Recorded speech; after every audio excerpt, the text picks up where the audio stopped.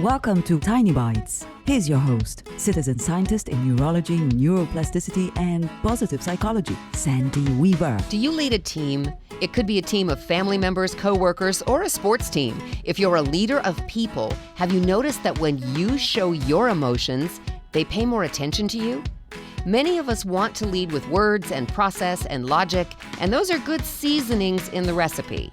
The main ingredient when dealing with teams and when dealing with people is the emotional makeup of the team and the emotional makeup of each team member.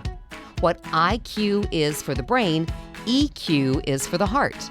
EQ refers to a person's emotional quotient, or ability to understand and manage their own emotions in order to succeed. When you're able to access your own emotions in a situation, you're more able to help your team understand and manage their own.